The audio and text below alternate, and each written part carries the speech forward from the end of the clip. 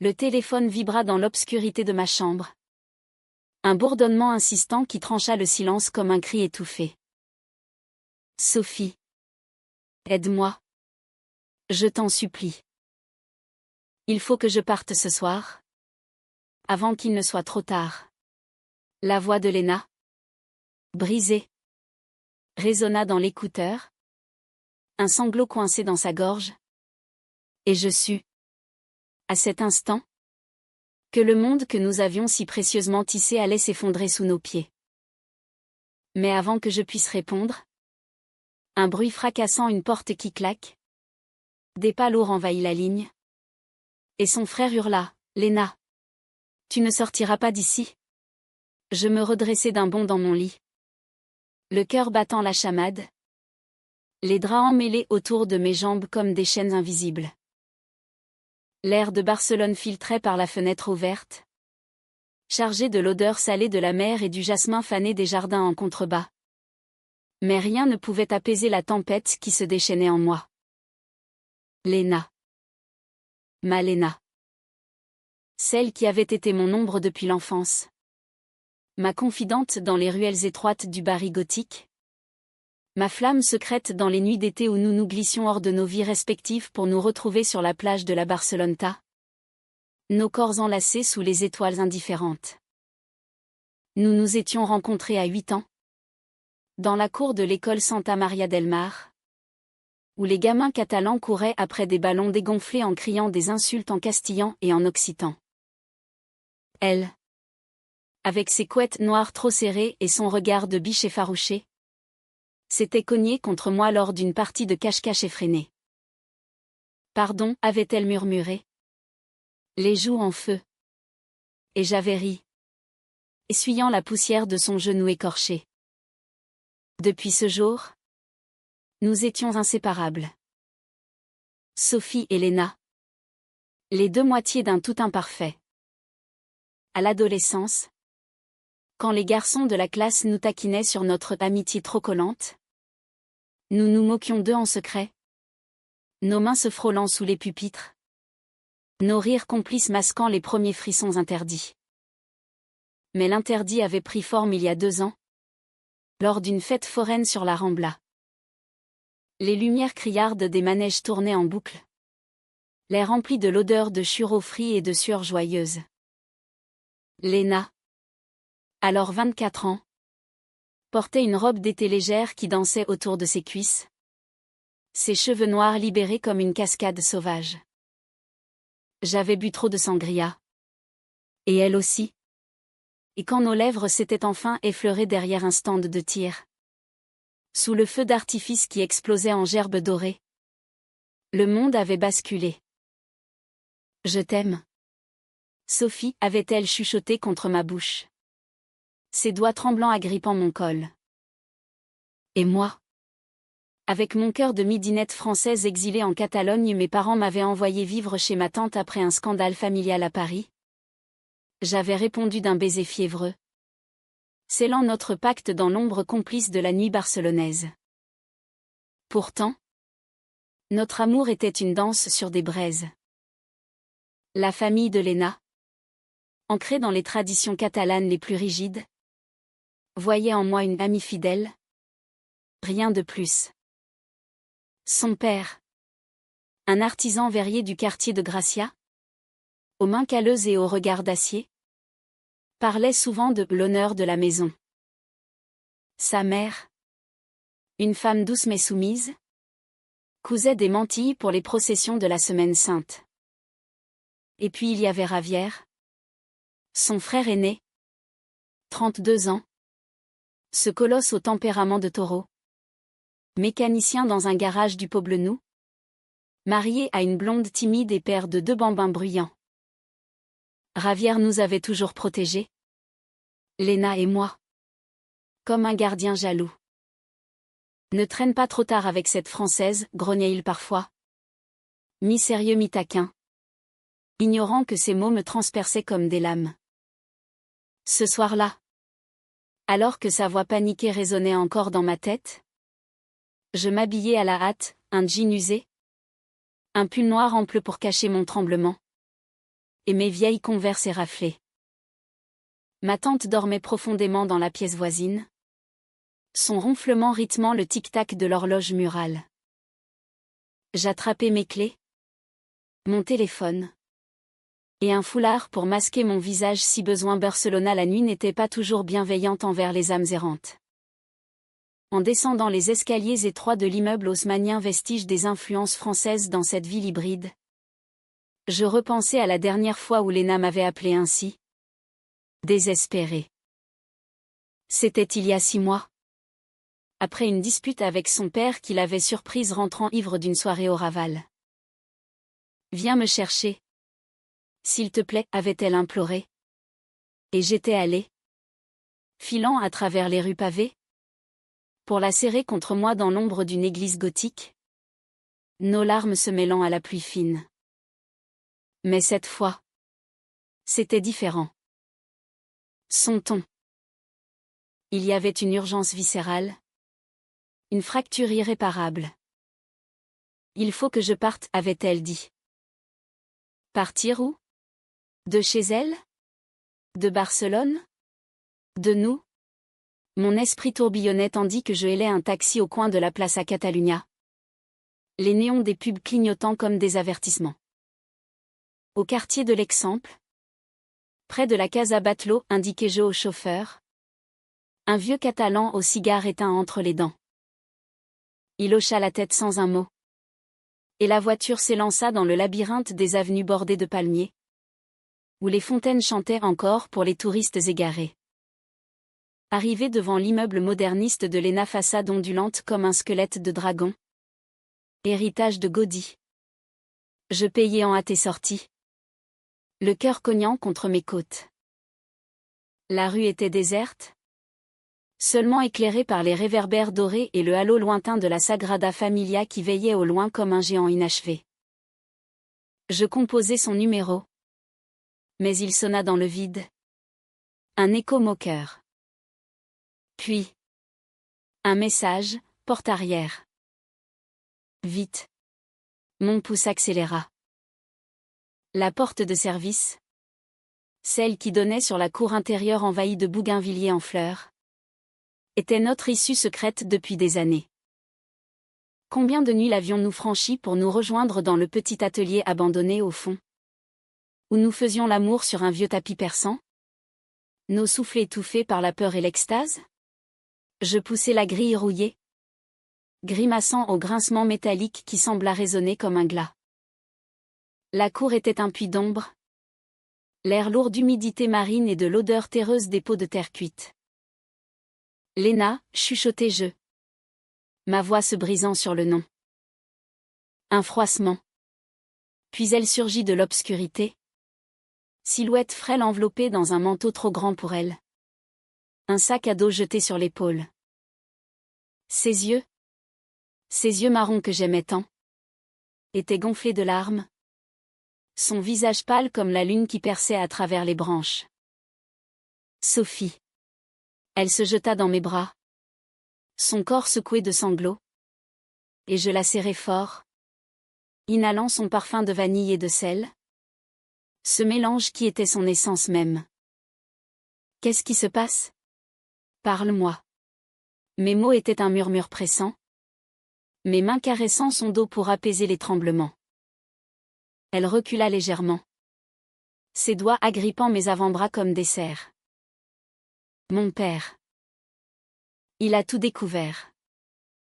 Les lettres que je t'ai écrites, cachées dans ma chambre. Il hurle depuis des heures, dit que je déshonore la famille, que je dois me marier avec ce cousin d'Andalousie qu'il a choisi pour moi. Ravière essaie de le calmer. Mais il est furieux. Il m'a enfermée. Sophie. Enfermée comme une criminelle. Son aveu me frappa comme un coup de poignard. Les lettres. Celles où elle décrivait nos nuits. Nos rêves d'une vie ensemble loin de cette ville aux coutumes étouffantes. Peut-être à Paris. Chez ma famille. Ou même en Provence. Dans une maisonnette entourée de lavande. J'avais répondu avec la même ferveur. Des mots enflammés qui trahissaient notre secret. On s'en va. Tout de suite. J'ai de l'argent de côté. On prend le premier train pour la frontière. Ma voix était ferme. Mais intérieurement, la panique montait. Et Ravière? Il nous avait toujours soupçonnés. Avec ses regards en coin. Ces questions innocentes qui sonnaient comme des interrogatoires. Léna hocha la tête. Un sourire fragile aux lèvres. Oui. Ensemble. Pour toujours. Nos lèvres se frôlèrent. Un baiser volé. Chargé de promesses et de désespoir. Mais alors que nous nous détournions pour franchir la grille, un bruit sourd retentit derrière nous, la porte de la cuisine qui s'ouvrait à la volée. Léna. Bordel. Qu'est-ce que tu fous? La voix de Ravière, rauque et chargée de rage, trancha l'air comme une lame. Il se tenait là, massif dans son t-shirt taché de graisse, les poings serrés, le visage déformé par une fureur que je ne lui avais jamais vue. Et toi? Sophie. Je savais que tu étais dans le coup. Sors de chez nous. Tout de suite. Le temps se figea. Léna se raidit contre moi. Son corps un rempart fragile. Ravière. S'il te plaît. Laisse-moi partir. C'est ma vie. Mais son frère avança. Ses pas lourds faisant craquer les dalles irrégulières. Ta vie? Tu parles de cette abomination? Père a raison. Tu restes ici. Et on arrangera ça comme des gens normaux. Ses yeux sombres hérités de leur mère, me transpercèrent. Pas de haine pure. Non, quelque chose de pire, de la déception. Mêlée à une peur viscérale pour sa petite sœur. Cette perle qu'il avait juré de protéger contre le monde. Je m'interposai. Mon corps menu face à sa stature imposante. Ravière. Écoute-moi. On s'aime. Vraiment. Ce n'est pas une phase. Pas un caprice. Laisse-la choisir. Ma voix tremblait. Mais je tenais bon. Le regard planté dans le sien. Il ricana. Un son amer qui résonna dans la cour close. Choisir? Dans cette famille. On ne choisit pas. Sophie. On survit. Et toi? La petite Française qui joue les rebelles. Tu vas nous détruire tous. Il fit un pas de plus. Sa main se tendant vers Léna. Et elle recula. Trébuchant contre le mur couvert de lierre. C'est là que tout bascula. Dans un élan de désespoir, je poussai Ravière un geste futile. Comme gifler un chêne. Il chancela à peine. Mais son regard s'assombrit. Et il m'attrapa le poignet. Ses doigts comme un étau. Espèce de. Le mot qu'il murmura était un venin. Un juron catalan qui me brûla l'âme. Léna hurla. Se jetant entre nous. Et pour un instant, nous formâmes un tableau grotesque, frère. Sœur. Amante. Enlacés dans une lutte muette sous le ciel étoilé de Barcelone. Mais Ravière ne lâcha pas. Rentre. Léna. Ou je jure que j'appelle la police. Pour intrusion. Pour corruption de mineur, ouais. Elle avait 17 ans la première fois que tu l'as touchée. Son bluff me glaça. Léna n'avait pas été mineure depuis longtemps. Mais la menace plana. Un poison lent. Elle me regarda. Ses yeux implorants. Et je vis l'hésitation la ronger. Sophie. Je ne peux pas risquer de les détruire. Pas encore. Non. Ce mot hurla en moi. Mais je restais muette. Le poignet douloureux dans sa poigne. Il la traîna vers la maison. Doucement mais inexorablement. Et elle se laissa faire. Jetant un dernier regard par-dessus son épaule, un regard qui contenait tous nos soleils couchants. Toutes nos promesses brisées. La porte claqua. Me laissant seule dans la cour. Le vent froid de la tramontane fouettant mes joues mouillées de larmes. Je titubais jusqu'à la grille. Le monde flou autour de moi. Barcelona, ville de passion et de secrets, m'avait trahi. Ou peut-être était-ce moi qui l'avais trahi. En croyant que l'amour pouvait défier les chaînes familiales. Rentrer chez moi? Impossible. Au lieu de cela, je marchais sans but vers la mer. Les vagues léchant les quais comme des langues compatissantes. Assise sur le sable froid de la Barceloneta. Je sortis mon téléphone et relus nos messages. Ces fragments d'un paradis perdu. Demain, m'avait-elle écrit la veille. On s'enfuit demain. Mais demain n'existait plus. Les heures passèrent en un tourbillon de souvenirs. Notre premier voyage ensemble. Un week-end volé à Sitges. La ville arc-en-ciel de Catalogne. Où nous nous étions promenés main dans la main sans peur. Riant des vagues qui nous éclaboussaient. Les dîners clandestins dans des bodegas du Born. Où nous partagions des paellas fumantes et des confessions chuchotées. Et cette nuit. Il y a un mois. Dans mon appartement. Où elle avait murmuré contre ma peau, si on part. On ira à Paris. Chez toi. On recommencera. Paris. La ville de mes origines. Avec ses boulevards haussmanniens et ses cafés enfumés. Où l'amour libre était une évidence. Pas un crime. Pourtant. Au lever du jour. Alors que le soleil peignait la mer en or. Un nouveau message illumina mon écran, je t'aime. Attends-moi. Midi. À la fontaine de Montjuic. Mon cœur bondit. Était-ce un piège? Une illusion née du désespoir? Peu importait. Je me levai. Époussetai le sable de mes vêtements. Et pris la direction des hauteurs de la colline. Où les châteaux médiévaux veillaient sur la ville comme des gardiens bienveillants. Midi approchait. Et avec lui. L'espoir fragile d'une rédemption. Mais au fond de moi. Je sentais l'ombre de Ravière planer. Un fantôme jaloux prêt à frapper à nouveau. La fontaine de Montjuic cascadait en un voile d'eau cristalline. Son murmure apaisant contrastant avec le tumulte de la Fira. La foire annuelle qui animait les jardins d'une cacophonie joyeuse, rire d'enfants. Odeur de churros et de calçots grillés. Musique flamenco s'échappant des stands colorés. Je m'assis sur le bord de pierre usée. Les jambes pendantes. Fixant l'horizon où la mer se fondait dans le ciel azur.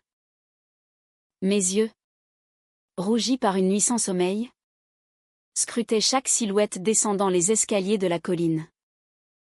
Était-ce folie de venir ici? En plein jour? Exposé au regard? Oui. Mais l'amour, ce traître, rendait la raison obsolète. À 12h05, elle apparut. Léna. Ma Léna.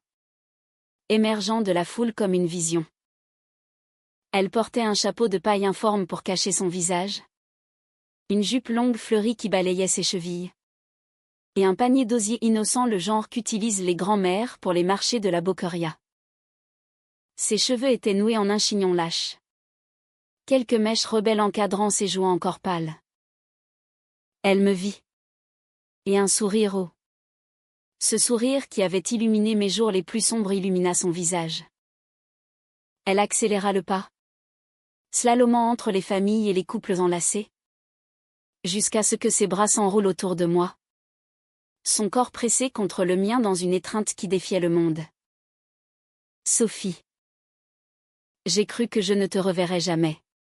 Sa voix était un souffle chaud contre mon oreille, chargé de sel et de peur. Je l'embrassai sur la tempe, inhalant son parfum, et nous restâmes ainsi un long moment, ignorant les regards curieux des passants. « Comment as-tu fait, Ravière ? Il t'a laissé sortir ?» demandai-je enfin, reculant pour plonger dans ses yeux, ces puits de brun profond où je me noyais volontiers. Elle secoua la tête, un rire nerveux aux lèvres. Laissé ? Non. J'ai attendu qu'il parte au travail, que père s'endorme après son médicament. J'ai grimpé par la fenêtre de la salle de bain, comme une voleuse dans ma propre maison. Son ton était léger, mais ses mains tremblaient en serrant les miennes. Elle sortit du panier une petite bourse en velours. J'ai pris ce que je pouvais, quelques bijoux de mère, de l'argent de poche. C'est pas grand-chose, mais suffisant pour un billet de train jusqu'à la frontière. Et toi ? As-tu parlé à ta tante ? Je hochai la tête, feignant la confiance. En vérité, j'avais esquivé les questions de ma tante au petit déjeuner, prétextant une migraine. Elle, cette veuve française au cœur tendre, soupçonnait nos secrets depuis longtemps, ma chérie. L'amour n'a pas de genre ? Seulement des peurs, m'avait-elle dit un soir, en me servant un thé à la menthe. Mais impliquer sa famille ? C'était un pas de plus vers l'inévitable confrontation. On y va. Ensemble. Pas de retour en arrière. Nous nous levâmes, main dans la main, et descendîmes vers la station de métro de Parallèle, nos pas synchronisés comme une danse apprise par cœur. Le trajet fut un silence complice, ponctué de regards volés et de caresses furtives. Dans le wagon bondé, pressés l'une contre l'autre par la foule, nos corps se frôlaient d'une intimité électrique, rappelant les nuits où nous explorions chaque courbe avec une avidité sacrée. À la gare de Sens, nous achetâmes 2 billets pour Port-Boo, la petite ville frontalière accrochée aux falaises, d'où un bus nous mènerait en France. Cerbère, puis Collioure, murmura Léna, ses yeux pétillants d'un espoir neuf. Collioure, le village des fauves, avec ses façades roses et sa baie turquoise, notre rêve d'un refuge. Mais le destin, ce farceur cruel, avait d'autres plans. Alors que nous attendions sur le quai, le train ronronnant au loin, mon téléphone vibra. Un numéro inconnu. Je décrochai, le cœur serré. Sophie. C'est Ravière. Sa voix était basse, presque un grognement, mais dépourvue de la rage de la veille. Écoute-moi bien. Léna est partie. Je le sais. Père est effondré. Il a fait une crise. Mais je ne suis pas venue pour vous traquer comme un chien. Je veux vous parler. Seul à seul. Rendez-vous au café de l'Opéra. Dans 1 heure. Si tu ne viens pas, je préviens les flics. Et crois-moi, ils adorent les histoires de fugue familiale dans ce quartier. Je raccrochai, le sang glacé dans mes veines. Léna, sentant mon trouble, serra ma main. C'était qui ? Ton frère. Il sait. Il veut me voir. Son visage se décomposa, un voile de terreur assombrissant ses traits. Non. Sophie. C'est un piège. On monte dans ce train et on disparaît. Mais au fond de moi, une curiosité, où était-ce de la culpabilité, me rongeait. Ravière n'était pas un monstre. Il était le frère protecteur qui nous avait couvertes tant de fois, nous raccompagnait ivres d'une fête au Macba. Prêté sa voiture pour un pique-nique à Montserrat. Pouvait-il changer? Comprendre? Je vais y aller, dis-je enfin. Ma voix ferme malgré le nœud dans ma gorge. Toi. Monte dans le train. Attends-moi à Port-Boo. Si je ne suis pas là d'ici ce soir? Pars sans moi. Vers Paris. Elle protesta. Ses larmes coulant librement maintenant. Mais je l'embrassai. Un baiser profond. Chargé de tous les « je t'aime » non dits. Fais-moi confiance. Pour nous. Elle céda. À contre-cœur. Et je la regardai monter dans le wagon. Sa silhouette rapetissant derrière la vitre sale. Jusqu'à ce que le train s'éloigne en un sifflement plaintif. Le café de l'Opéra, niché dans le quartier gothique, était un havre de bohème, table en marbre taché de café. Murs tapissés d'affiches jaunies de corridas oubliées. Air rempli de tabac et de jazz languide. Ravière était déjà là. Attablé dans un coin sombre. Une bière devant lui. Les épaules voûtées. Il leva les yeux quand j'entrai.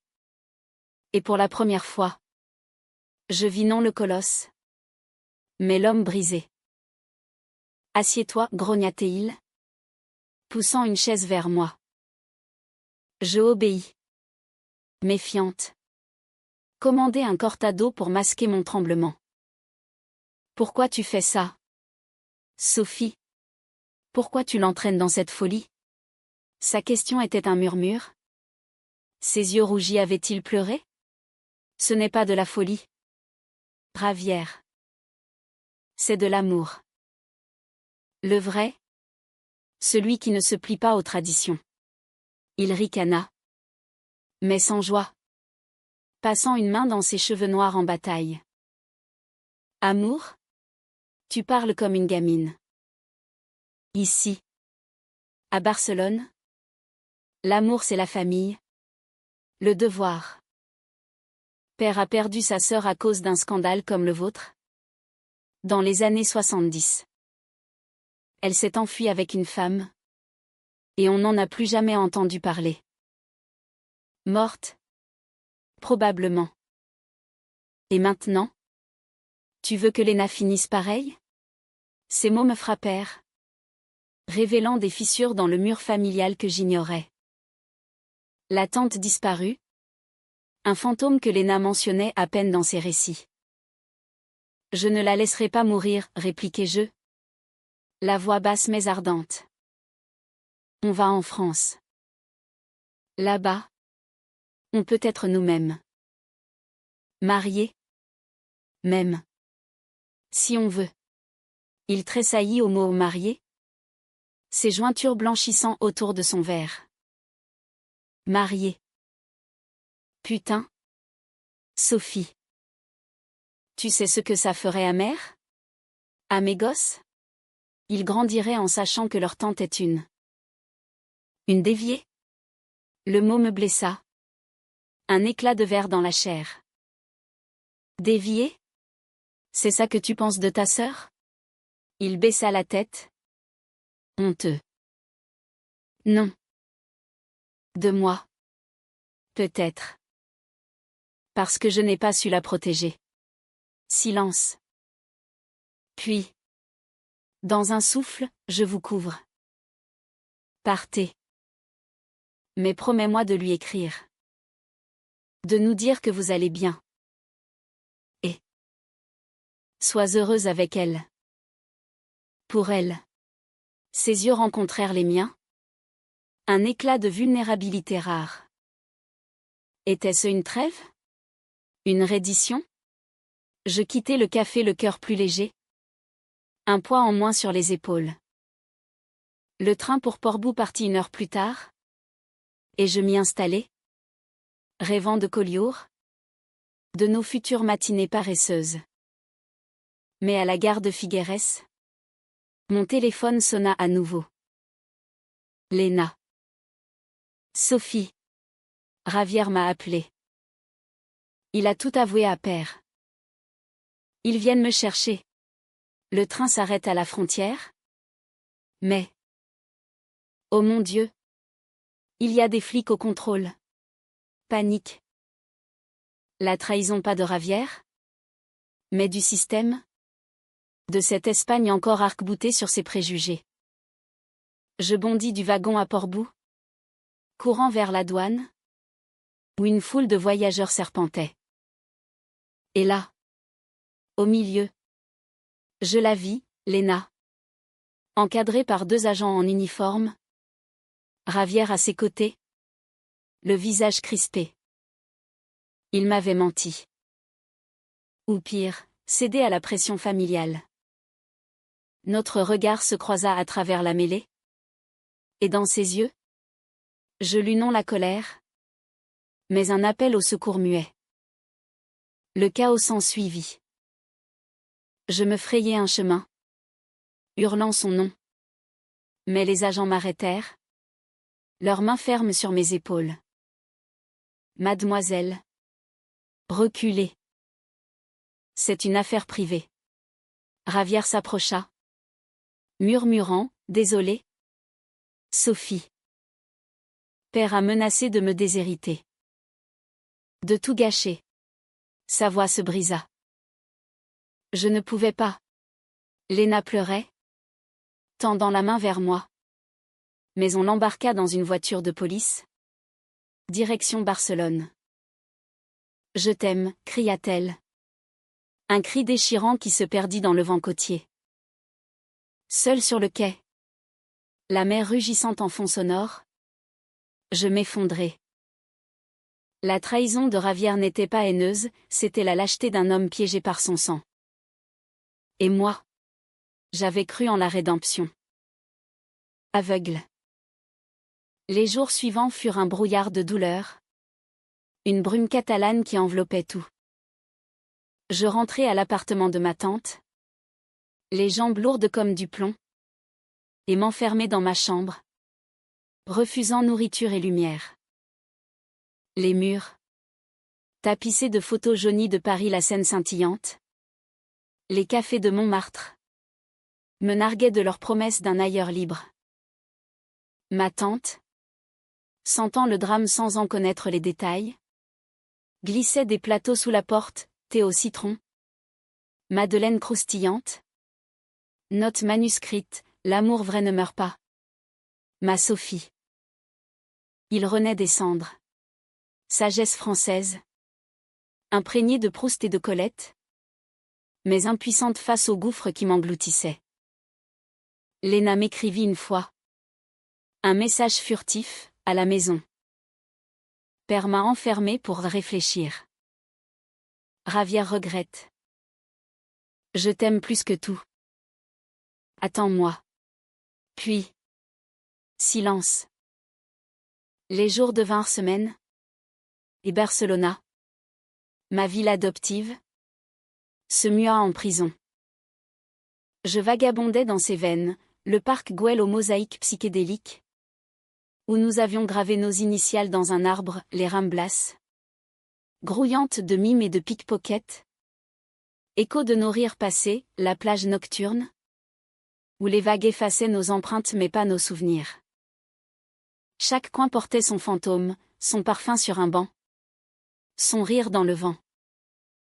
Un soir de mi-juin, alors que la canicule pesait comme un linceul, je reçus un appel anonyme. Sophie. C'est Carmen. La voisine de Léna. Carmen. Cette vieille commère au bigoudi permanent et au cœur d'or, qui nous avait surpris un jour dans la cour et avait gardé le secret en échange de gâteaux français. Viens vite. Elle va mal. Père l'emmène demain à Séville. Chez le cousin. Le mariage est arrangé. Mon sang se glaça. Séville. La ville des passions andalouses. Mais aussi des chaînes invisibles. Un mariage forcé? Non. Pas elle. Je sortis en trombe. Élant un taxi sous un ciel d'orage menaçant. La route vers l'Exemple fut un calvaire, embouteillage. Klaxons furieux. Mon esprit hurlant des scénarios catastrophes. Arrivé à l'immeuble. Carmen m'attendait dans l'entrée. Son châle noir comme un voile de deuil. Par l'escalier de service. Mais fais vite. Le frère est en bas. Je montais les marches 4 à 4. Le souffle court. Jusqu'au 3e étage. La porte de Léna était entr'ouverte. Une lueur tamisée filtrant. Elle était là. Assise sur son lit défait. Entourée de valises à moitié bouclées. Ses cheveux noirs en désordre. Son visage amaigri. Mais ses yeux. Ils s'illuminèrent en me voyant. Sophie. Elle se leva d'un bond. Et nous nous embrassâmes avec une urgence désespérée. Nos corps se moulant comme des pièces manquantes d'un puzzle. Comment? Balbutia-t-elle contre mes lèvres. Carmen. Écoute. On n'a pas beaucoup de temps. Ton père. Le mariage?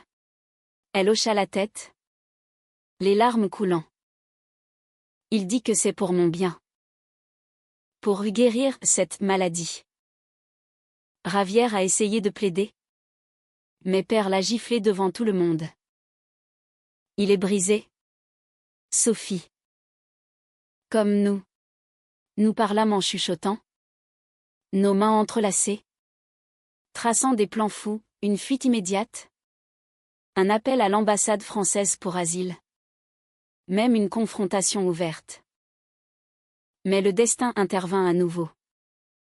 Des pas lourds dans le couloir. Léna? C'est moi. La voix de Ravière? Hésitante. Elle pâlit. Me poussant vers la fenêtre. Cache-toi. Derrière les rideaux. Je m'y glissai. Le cœur battant. Observant la scène comme un voyeur coupable. Ravière entra. Portant un plateau, thé et biscuits. Geste maladroit de réconfort. Il était rasé de frais. Mais ses yeux cernés trahissaient des nuits blanches. Petite sœur. Je suis désolée. Pour l'autre jour. J'ai flanché. Père m'a fait jurer sur la mémoire de tante Rosa, tu sais.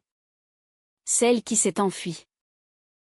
Il dit que si tu pars, tu finiras comme elle, seule. Oubliée. Léna se raidit. Sa voix a un fil tendu. Et si je reste? Si je me marie avec ce type que je n'aime pas? Tu crois que je serai heureuse? Ravière? Que je pourrais oublier Sophie? Il s'assit à ses côtés. Massif et vulnérable. Non. Je le sais. C'est pour ça que... J'ai un plan. Il sortit une enveloppe de sa poche. La lui tendant. Billet pour Paris. Départ demain matin. De l'aéroport d'El Prat. J'ai dit à Père que tu allais voir une thérapeute à Madrid pour une semaine. Ça nous donne du temps. Léna écarquilla les yeux. Incrédule.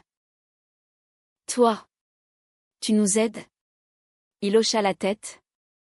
Un sourire penaud. Je vous ai toujours aimé. Toutes les deux. Comme des sœurs. Et ma femme. Elle sait. Pour nous. Elle dit que l'amour n'est pas un péché.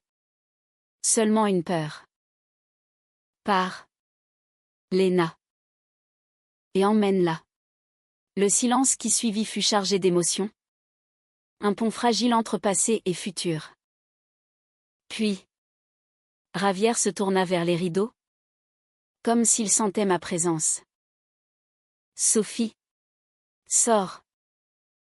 Je sais que tu es là. Je m'avançai. Tremblante. Et pour la première fois. Nous nous regardâmes sans hostilité. Merci, murmurai-je. Il haussa les épaules. Gêné. Pas de merci. Juste. Protège-la. Ou je viens te chercher moi-même. La nuit fut courte. Un tourbillon de baisers volés et de promesses. Nous fîmes l'amour une dernière fois dans sa chambre d'enfance. Poster de Frida Kahlo au mur nous veillant comme une sainte laïque. Nos corps se tordant dans une danse silencieuse de libération. Au matin, Ravière nous conduisit à l'aéroport dans sa vieille cite. Le silence pesant rompu seulement par le ronron du moteur. À l'embarquement, il serra Léna dans ses bras. Longuement. Écrit. Souvent. Puis. À moi. Un hochement de tête. Sois digne d'elle. Le vol pour Paris fut un rêve éveillé, vu sur les Pyrénées enneigées. Mains entrelacées sous la couverture. Rires étouffés face à l'inconnu. À Orly. Ma tante nous attendait. Fleurs en main. Un sourire complice. Bienvenue à la maison. Mes amours. La maison, un appartement haussmannien dans le Marais. Avec balcon sur les toits de zinc et vue sur Notre-Dame. Les premiers jours furent un bain de liberté, promenade le long de la Seine. Dîner aux chandelles dans des bistrots enfumés. Nuit où nous redécouvrions nos corps sans peur. Mais le passé n'était pas effacé. Une lettre arriva de Barcelone, de Ravière. Père accepte mal. Mais il pleure en secret. Mère prie pour vous. Soyez heureuse. Rosa serait fière. Rosa. La tante fugitive. Dont l'histoire devint notre talisman.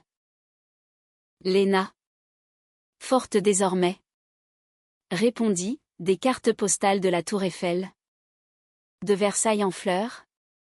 Signé, tes sœurs de Paris. Pourtant. Le conflit couvait. Un soir d'automne. Pluvieux et mélancolique. Léna murmura, et si on retourne? Pour une visite. Pour montrer qu'on est vivante. Je résistais. La peur de la perte encore vive. Pas encore. Laisse guérir les plaies. Mais elle insista. Et bientôt? Le doute s'insinua, notre amour? Arraché à la violence des traditions? Pouvait-il fleurir sans racines? Le chaotra au vin à Noël. Une invitation, dîner familial à Barcelone. Ravière, repentant, insistait. Venez. Montrez-leur. Contre mon gré. Nous partîmes. L'aéroport d'El Prat. 6 mois après notre fuite. Fut un choc, odeur familière. Accent catalan comme des fantômes. Chez eux. L'air était tendu. Père. Vieilli. Aux yeux fuyants, mère. Souriante mais fragile. Ravière. Avec sa femme et les enfants. Un rempart joyeux. Le dîner fut un chant de mine, toast maladroit. Silence lourd. Puis. Père se leva. Verre en main. Léna. Sophie. J'ai été un idiot. Rosa m'a écrit. Avant de mourir. Elle était heureuse. Avec son amour. Pardonnez-moi. Larmes. Étreinte. La glace fondit. Et pour la première fois. Nous parlâmes ouvertement, de nos peurs. De nos joies. De l'amour qui transcende les murs. Mais la trahison. Subtile. Surgit d'ailleurs. Un cousin andalou. Amer du mariage avorté. Avait fouiné, photos volées de nos vies parisiennes. Publiées sur les réseaux familiaux avec des commentaires venimeux. Regardez les pécheresses. La famille se divisa, certains soutinrent. D'autres murmurèrent. Ravière. Furieux. Coupa les ponts avec le clan distant. Vous êtes des nôtres. Point. Cette nuit-là. Sur le balcon de l'appartement. Sous un ciel étoilé. Léna et moi nous embrassâmes. Libre enfin. Ravière nous rejoignit.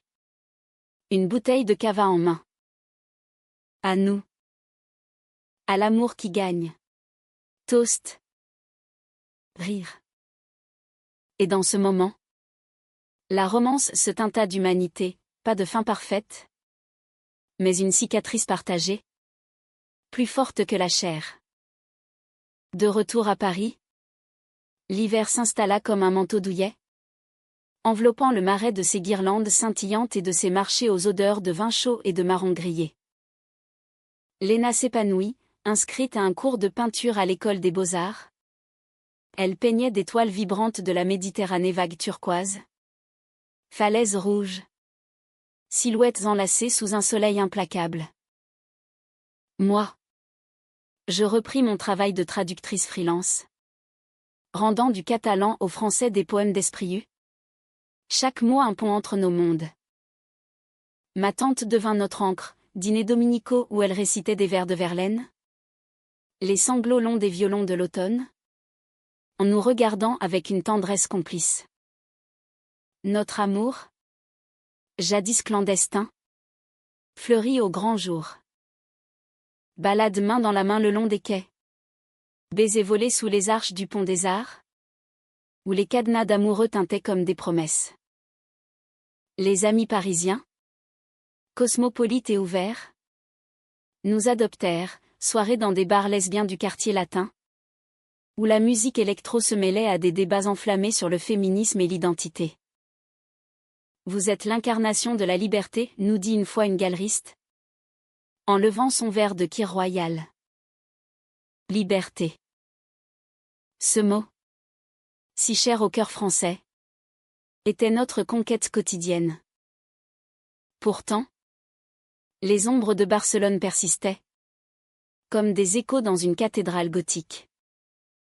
Les appels de Ravière étaient réguliers, nouvelles des parents père apprenait lentement. Lisant en secret des livres sur l'homosexualité, mère envoyait des colis de saucisses fuets et de jamon. Avec des notes brodées, pour mes filles. Mais le cousin andalou, ce serpent, avait semé le doute, rumeur dans la famille élargie. Invitation rétractée pour les fêtes. Ils ont peur, expliquait Ravière. Sa voix lasse au téléphone. Peur de l'inconnu. Mais je les combats. Pour vous. Léna. Forte en surface. Craquait parfois la nuit. Et si on avait tort de partir? Si notre amour est une fuite? Pas une victoire? Ces questions me transperçaient. Et nous passions des heures à en débattre. Enlacés sur notre lit au drap de lin froissé. La pluie battant les carreaux. Non, répondais-je, caressant son dos tatoué d'une petite encre symbole de notre port d'attache mutuelle. C'est une renaissance. Regarde-nous, vivantes. Entières. Et pour sceller ces nuits, nous faisions l'amour avec une tendresse infinie.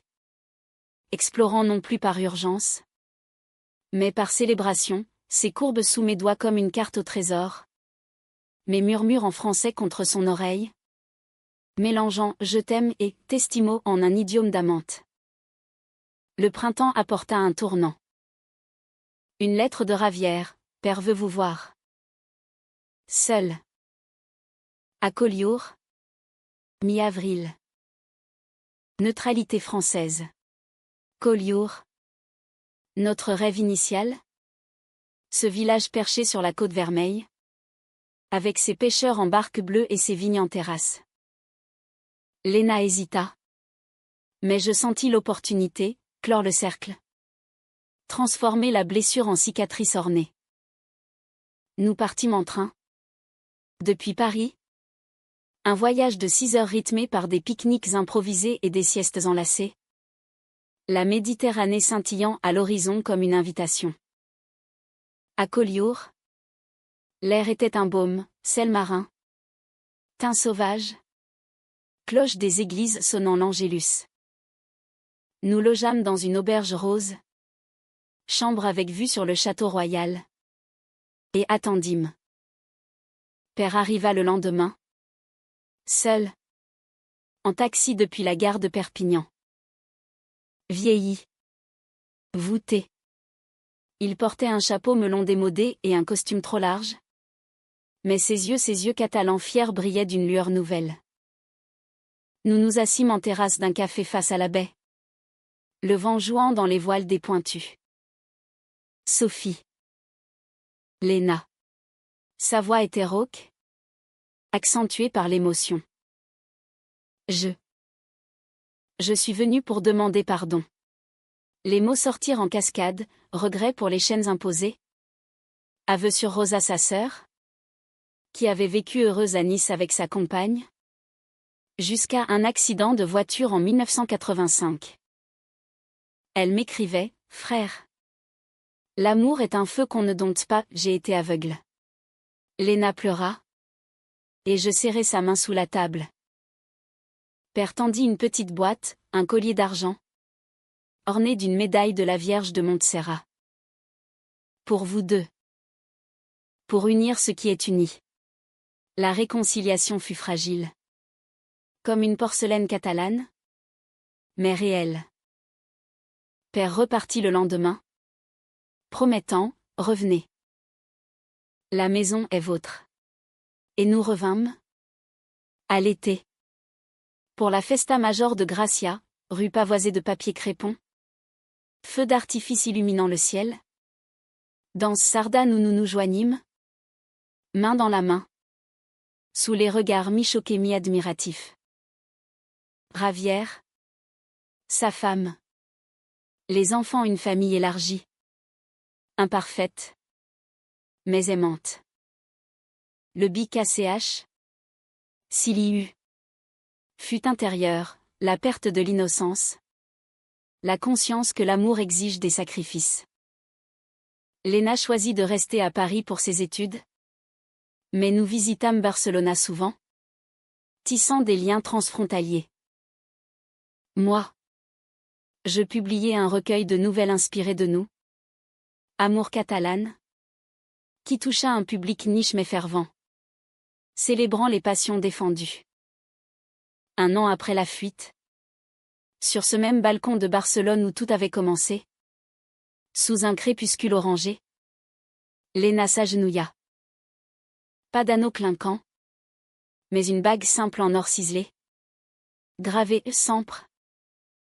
Épouse-moi. Sophie. Ici. Ou à Paris. Où tu veux. Larmes. Rire. Oui. Ravière. Témoin surprise. Versa le cava. Sa voix émue, à mes sœurs. Et à l'amour qui triomphe. La noce fut hybride, cérémonie civile au Marais. Réception à la Sagrada Familia, ironie poétique. Ce temple inachevé symbolisant nos vies en construction. Famille mêlée, français exubérant. Catalans stoïques. Tous unis dans un toast à l'humanité de l'amour. Père dansa avec moi une valse maladroite, mère embrassa Léna comme une mariée traditionnelle. Et dans la nuit. Sur la plage de la Barceloneta. Nos corps enlacés sous les étoiles. Nous susurrâmes, pour toujours. Ainsi s'achève notre saga non par une fin. Mais par un commencement. Dans un monde de conflits et de trahisons. Notre amour. Romantique et dramatique. S'avère le plus humaniste, il guérit. Il unit. Il persiste. Comme la mer Méditerranée. Éternelle et changeante. Il porte nos âmes vers des horizons infinis.